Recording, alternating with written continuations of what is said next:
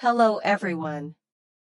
Today's topic is, when the heart knows measure, life receives blessings. In the previous episode, we talked about cultivating both blessings and wisdom. The message was that on the path of spiritual practice, we cannot isolate ourselves and work behind closed doors. We must attend classes and continue learning.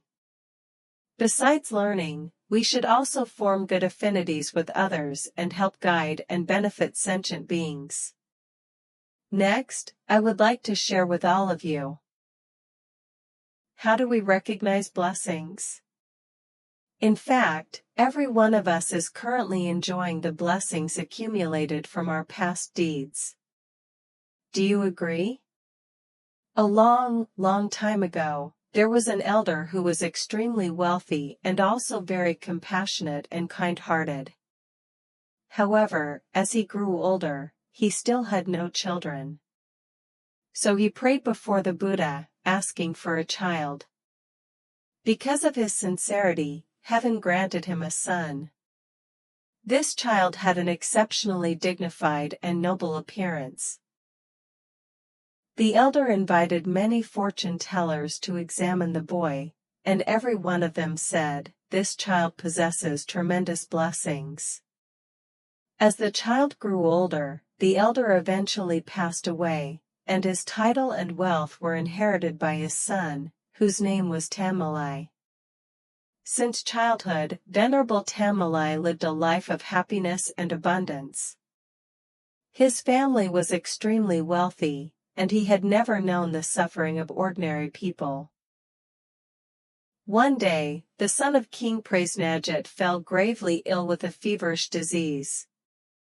The physician said that only sandalwood known as oxhead chandana could cure him if applied to his body. The king immediately issued a decree throughout the kingdom: anyone who could provide this rare medicine would be rewarded with 10,000 taels of gold.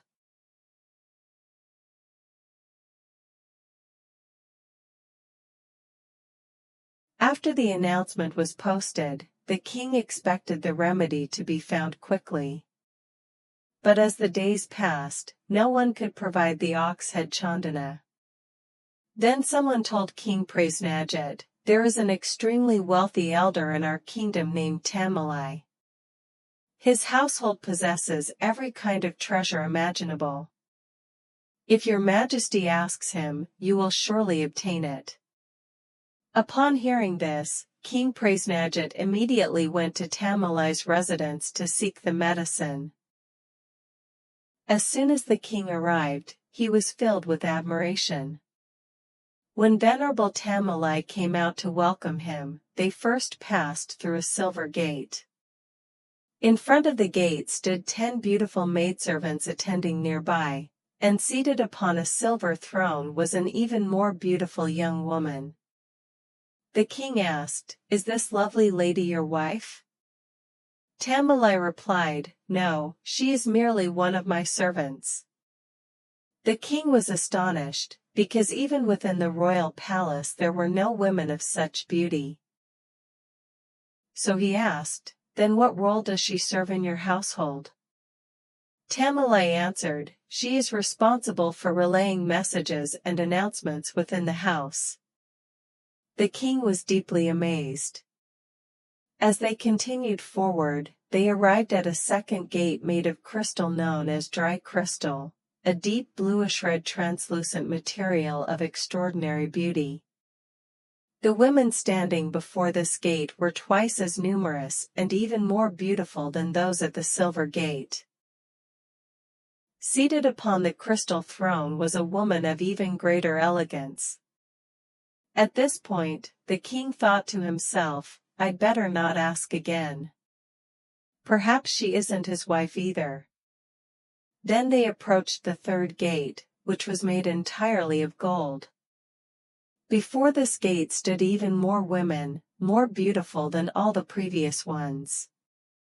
Unable to restrain himself, the king finally asked, "Surely this must be your wife?"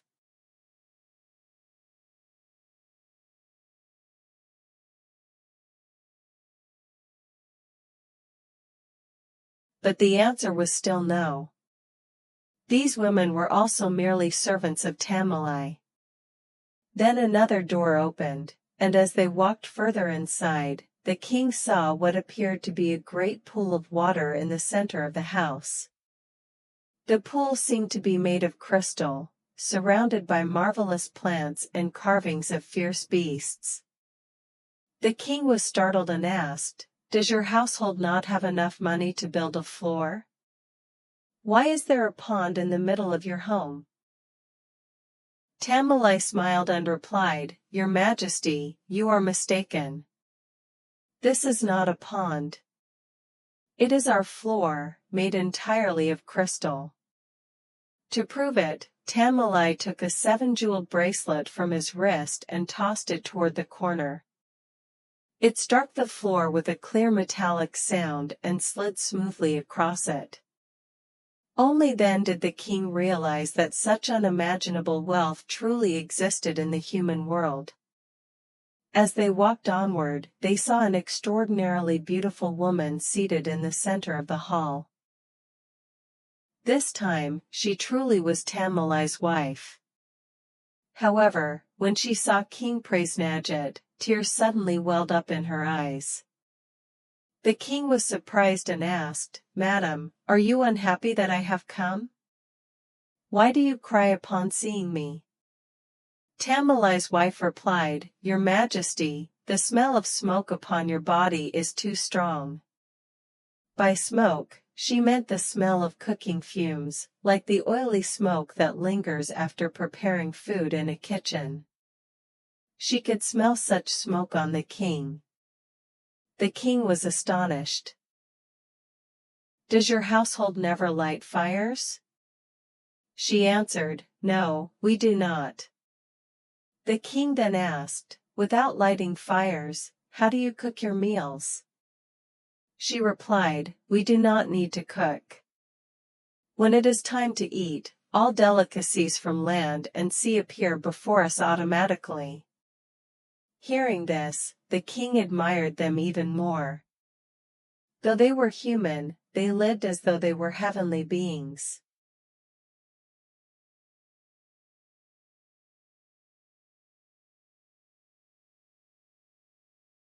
King Prasenajit then followed Tamalai into his treasure vault, which glittered brilliantly with gold and precious treasures. Tamalai pointed and said, "The ox-head chandana you seek is over there." He brought the king to it and generously said, "Take as much as you wish." But King Prasenajit was not greedy. He replied, "No, I only need 2 liang." Taking the medicine, he immediately instructed his attendants to hurry back and save the young prince. At that moment, the king deeply felt that Tamalai was an exceptionally kind and virtuous man. So he said to him, "A person as blessed and virtuous as you should truly go and meet the Buddha." Tamalai asked, "Who is the Buddha?" The king explained, "He was once a prince, but after seeing through the suffering of birth, aging, sickness, death, separation, and loss, he renounced worldly life to cultivate the path. By following him, one can attain great wisdom." After hearing this, Tamalai immediately went to visit the Buddha. Upon meeting him, he felt immense joy and instantly requested to become a monk and study under him. At that time, Venerable Ananda and the other disciples were greatly surprised, because wealthy people usually do not understand the suffering of ordinary life. To ask such a person to devote himself to spiritual cultivation seemed almost unimaginable.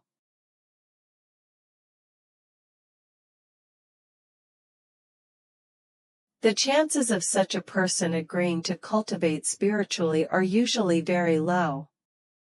So why was Venerable Tamalai awakened the moment he encountered the Buddha?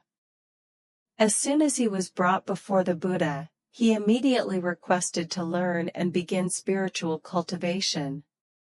At that time, the Buddha explained to the other disciples, many lifetimes ago, there were 5 monks who vowed to practice together. 4 of the monks said to the 5th monk, "The 5 of us cultivate in the mountains, and it is very inconvenient to travel such long distances for alms. In order for us to focus on our cultivation, could you take responsibility for providing our meals each day?" That 5th monk was the previous incarnation of Venerable Tamilai. Every day, he diligently prepared and provided food for the other 4 monks. After several months, the 4 monks attained enlightenment and said to him, "Thank you for supporting us and helping us achieve realization. Whatever you wish for, we will fulfill." The monk then replied, "In future lives, whether in the heavens or in the human world, I wish to enjoy prosperity and honor. And whenever I encounter a truly wise being, may I awaken immediately and swiftly learn the path to Buddhahood." That was the karmic cause behind Venerable Tamilai's blessings. After hearing this story, we can understand that everything we enjoy in this lifetime is the result of countless good deeds accumulated over many past lives. That is why we are able to be born as human beings and live such blessed and fortunate lives. Furthermore, as human beings, we should hold on to an important principle: contentment brings happiness. There is a saying, comparing ourselves with others only leads to misery. What we possess may be exactly what others lack, and what others possess is not something we need to envy excessively.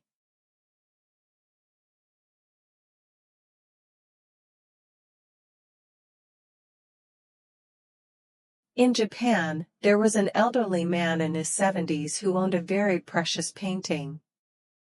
Since childhood, his father had told him, "This painting is extremely famous and extraordinary in origin. It is worth millions. You must treasure it carefully." So throughout his entire life, the man took great care of the painting. One day, he brought the painting to a popular Japanese television program similar to an antique appraisal show, hoping that experts could determine its value. After careful examination, the appraisers concluded that the painting was actually a forgery, a fake painting worth only about 10,000 yen. When the result was announced, the host asked the old man, "You must feel terribly disappointed, don't you?" But after only a few seconds, the elderly man broke into a bright smile and said, "Actually, it's good that the painting is fake. Now I don't have to worry anymore. All my life I was afraid someone might steal it because it was supposedly so valuable. But now that I know it's a forgery, I can happily hang it on my wall without fear." After hearing this story, we realize that sometimes losing something can also become another form of happiness. As human beings, we should simply strive to fulfill our roles well. Each of us carries many responsibilities in life, being children, parents, teachers, employees, and so on. Throughout life we are constantly learning. As students or workers, we should value punctuality and responsibility. Toward our companies, our country, and society, we should practice loyalty and devotion. These values are extremely important, and they are also sources of blessings. Once we understand blessings, we must also learn to cherish many things, to cherish life, cherish resources, and cultivate gratitude.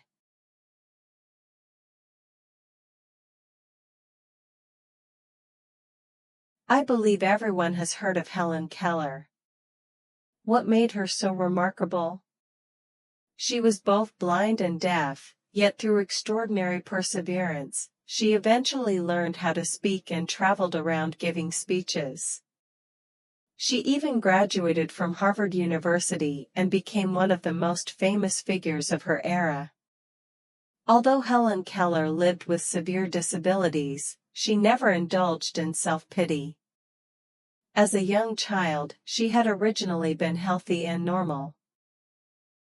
However, at around 19 months old, she contracted a brain-related illness that caused her to lose both her sight and hearing.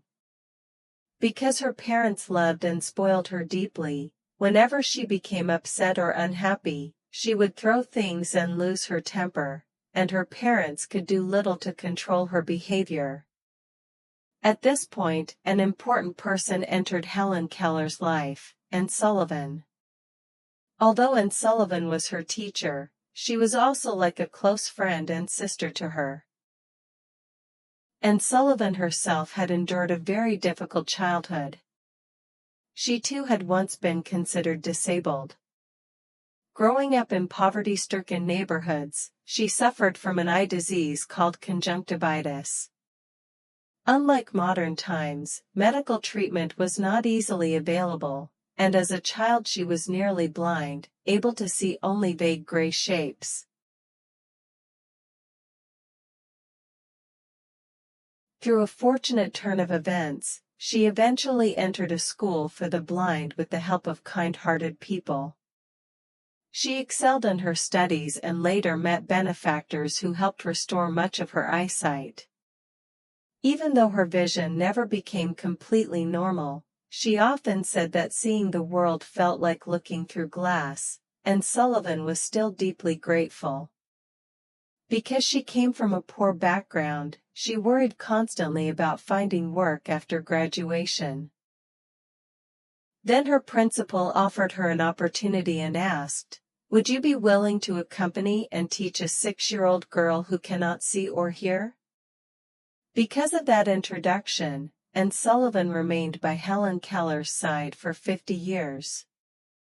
Think about it, even for ordinary people, special education is extremely difficult.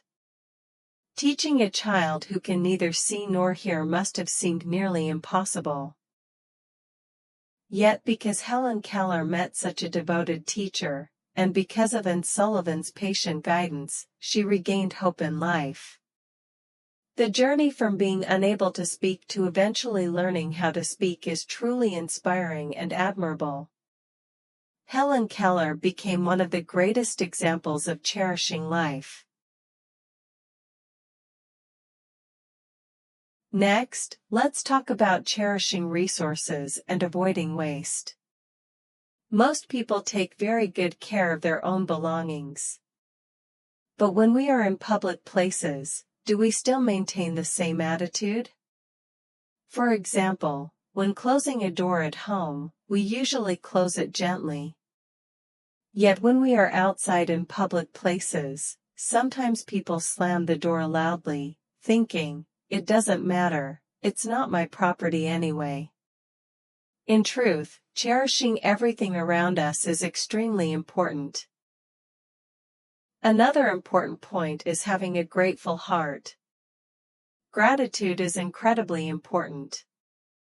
Some people think, "I am the greatest person under heaven, I don't need to thank anyone." But they fail to realize that human beings live in communities. We must help one another in order for society to progress. There is a small story about a village where most of the families were poor. In that village, there was a baker who was very kind-hearted. He was only slightly wealthier than the others, but out of compassion he made a vow to donate bread every day to the local children. So the baker selected 10 children from the poorest families in the village and invited them to his bakery. Inside a large basket were 10 warm, fragrant loaves of bread. The loaves varied slightly in size, some were larger and some smaller. The baker said to the children, "I know all of your families are struggling. From today until you grow up, I will provide bread for you every day. Each person should take 1 loaf for themselves. Do not take anyone else's."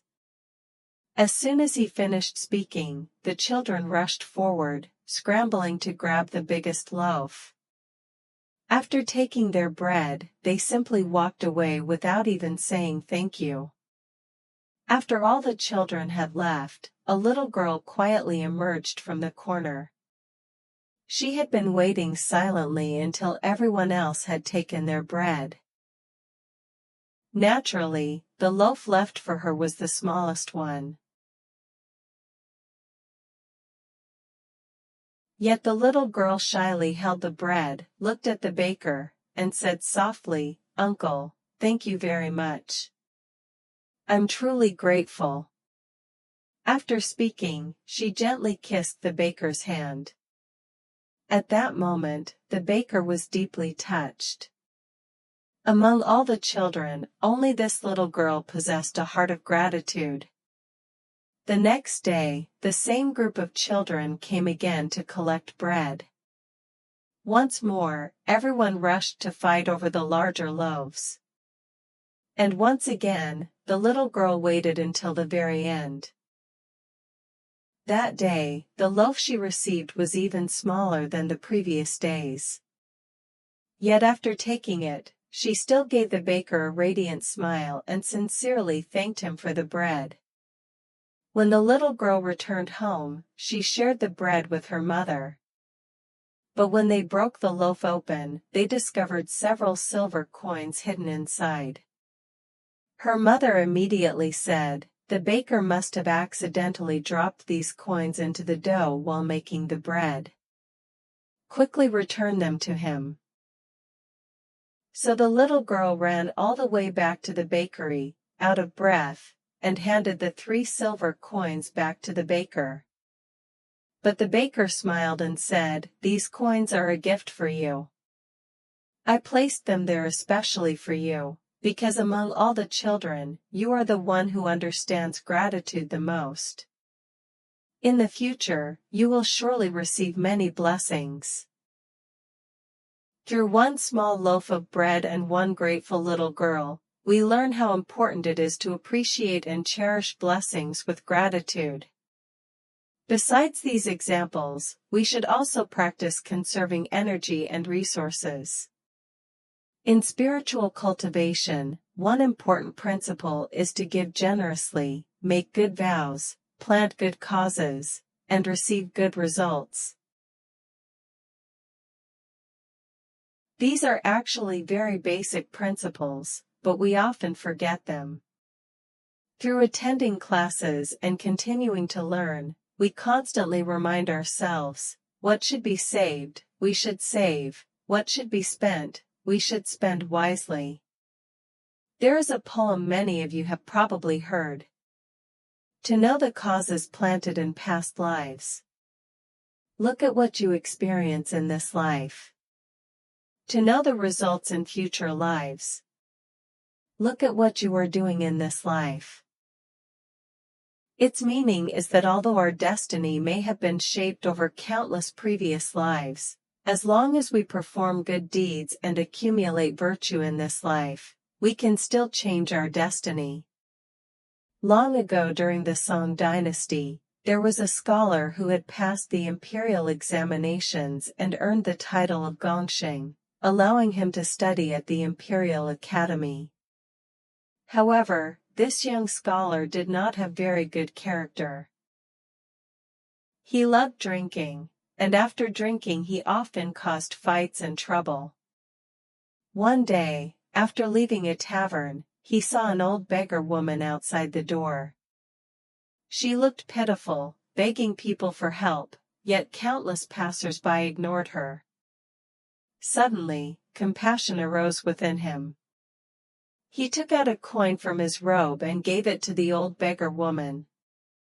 Afterward, he forgot all about the incident and continued living his life as usual. Because he constantly fought and caused trouble, he developed a severe illness at a young age and soon found himself near death. In a hazy state between life and death, he entered the underworld. There, the king of hell instructed a judge to examine whether the scholar's lifespan had truly ended. After checking the records, the judge brought forth a scale to weigh the scholar's merits and wrongdoings throughout his life. It turned out that he had committed countless bad deeds, while the only truly good deed he had ever done was giving that single coin to the beggar woman. Yet when the judge placed his good deed and evil deeds upon the balance, they weighed exactly the same. The king of hell found this unbelievable. Upon further investigation, he discovered that the beggar woman had actually been an incarnation of Guanyin. Because the scholar's act of generosity had arisen from a moment of genuine compassion and sincere intention, the merit was extraordinarily great. Because of that single kind heart and good deed, the king of hell spared his life. After the scholar revived, he deeply realized that the way he had been living was wrong. From then on, he abandoned his bad habits, turned toward goodness, and transformed his life completely. His lifespan was extended by several decades. This shows us that practicing kindness and accumulating virtue can invisibly change our destiny. Beyond all these things, there is still another important practice for ordinary people: honoring and being filial toward our elders. Filial piety toward our parents can be summarized in 2 words: respect and obedience. We should love, honor, and obey our parents. Being filial is one of the best ways to accumulate blessings for ourselves. As the saying goes, filial piety is the eternal principle of heaven, the righteousness of earth, and the proper conduct of humanity. I hope everyone will keep the word filial piety in their hearts. Our parents are like living Buddhas and Bodhisattvas to us. If we can honor and care for them sincerely, our blessings will grow even greater and faster. Another wonderful way to cultivate blessings is to learn from the spirit of the Bodhisattvas, to give fearlessly and selflessly. For example, organizations such as Tzu Chi Foundation provide countless volunteer services to society, distributing supplies, caring for those in need, helping at vaccination centers, volunteering at flower expos, and many other charitable activities. When we participate in acts of kindness and service, we are also quietly cultivating and enriching ourselves. We should not ask, "What has life given me?" Instead, we should ask, "What can I leave behind for life?" Through these actions, the field of blessings we plant becomes deeper and broader. Before ending today's sharing, I hope everyone will ask themselves 3 questions before going to sleep tonight. 1. What did I feel grateful for today? 2. Whom did I cherish today? 3. What little thing did I do today to make the world better? If we truly reflect carefully, we will realize that even a tiny thought of kindness or a small act of goodwill can brighten our hearts and bring us one step closer to happiness. Happiness is not somewhere far away. It is right here, on the path you are already walking. Everything I shared with you today is actually very simple and easy to understand. We should remind ourselves that happiness is not about how much we possess, but about how we treat what we already have. When we know our blessings, our hearts naturally become abundant. When we cherish our blessings, our lives naturally become peaceful. When we create blessings for others, our destiny naturally transforms. To know blessings, cherish blessings, and create blessings means to keep greed out of the heart and stay true on life's path. In this way, life will gradually become better and better. That concludes today's sharing. I sincerely wish all of you a more beautiful life ahead, with peace, harmony, and success in all things. Thank you.